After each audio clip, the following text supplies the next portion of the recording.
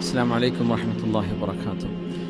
നമ്മൾ കഴിഞ്ഞ വർഷങ്ങളിലൊക്കെ ചെയ്തതുപോലെ ദാറുൽ ഹുദയുടെ സന്തതികൾ, ഹുദവി ഉസ്താദുമാർ ഇന്ത്യയുടെ 16 സംസ്ഥാനങ്ങളിൽ 2675 മദ്രസകൾ ഏതാനും വർഷങ്ങൾക്കുള്ളിൽ സ്ഥാപിച്ചു കഴിഞ്ഞിരിക്കുകയാണ്. 1 ലക്ഷത്തിലേറെ വിദ്യാർത്ഥികൾ അതിന്റെ ഗുണഭോക്താക്കളാണ്. നമ്മുടെ ഇന്ത്യയുടെ കേരളത്തിന് പുറത്തുള്ള സംസ്ഥാനങ്ങൾ അങ്ങ് കശ്മീർ വരെ വിദ്യാഭ്യാസമില്ലാതെ, അസ്തിത്വബോധമില്ലാതെ ജീവിക്കുന്ന ഒരു സമൂഹത്തെ ദീനിലേക്കും വിദ്യാഭ്യാസത്തിലേക്കും സംസ്കാരത്തിലേക്കും അടുപ്പിച്ചു കൊണ്ടുവരുന്ന വലിയൊരു ദൗത്യം നൂറുകണക്കിന് ഹുദവി ഉസ്താദുമാർ പ്രവർത്തിച്ചുകൊണ്ടിരിക്കുക. 1 വർഷത്തേക്ക് ഒരു കുട്ടിയെ നിങ്ങളുടെ ചെലവിൽ പഠിപ്പിക്കാൻ 25 ദിർഹമേ വരുന്നുള്ളൂ. ഞാൻ പറയുന്ന പോലെ ഒരു പക്ഷേ ഇനി ഈ ഒരു സംഖ്യക്ക് ഒരു കുട്ടിയെ പഠിപ്പിക്കാനൊന്നും അടുത്ത ഒരു വർഷം എന്തായിരിക്കും പ്രൈസ് വാല്യൂ നമുക്കറിയില്ല. ഇപ്പത് മതി.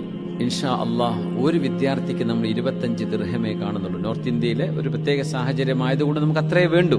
2 ലക്ഷം വിദ്യാർത്ഥികൾക്ക് ഇൻഷാ അള്ളാഹ് അടുത്ത വർഷം നമുക്ക് വിദ്യാഭ്യാസം കൊടുക്കണമെന്നാണ് പ്ലാൻ. അപ്പം അതിന് പ്രവർത്തന സജ്ജമായിരിക്കുകയാണ് നമ്മുടെ ഉസ്താദുമാർ. കേരളത്തിന്റെ പുറത്ത് നടക്കുന്ന ഈ വലിയൊരു സംരംഭം നിങ്ങളൊക്കെ സഹായിച്ചവരാണ്.